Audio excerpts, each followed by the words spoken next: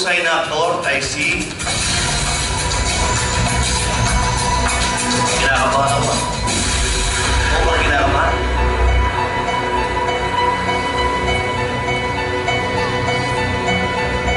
John Lloyd Cruz para sa Horror Life Hack. Hindi po ako naniniwala sa awards.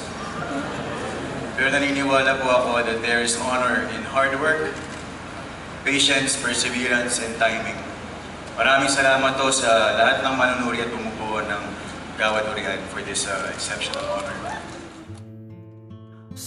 Hindi naman kita pinipigilan bumisita doon. Ang akin lang, wag mo lang dadalhin si Angel. Sambahin ang ngalan mo. Hindi yung award, it's the honor that goes with it eh. Okay. Yun ang mas kailangan, yun ang mas mahalaga para sa akin. Sa paghihintay ko for the right time, 'di ba? That was a long process eh. Napakatagal kong hinintay yung pagkakataon na yun. And hindi ko naman inakala na may pupuntahan yung pagsugal ko.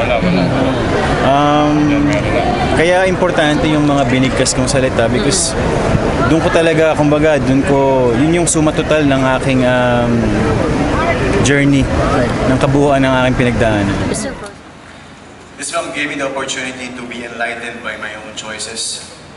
This film taught me how to better understand and embrace my desires as an actor. This film taught me that it's okay to be different.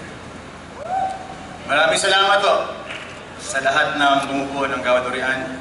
Maraming salamat kay Eric Mati. You are a true collaborator, Direk. Isa rin sa mga rason kung bakit hindi ako ganun kakomportable sa awards because I really find it subjective, no? Subjective siya sa tumitingin. Okay. Kung ako tatanungin, parang hindi ko naman ito bibigay sa sarili ko eh. Pero sabi nila, lamado ka kasi dalawa yung entries mo. Hindi, akala ko talaga si Kuya John eh. Ah, talaga? Oo. Kasi nakita ko yung ginawa niya and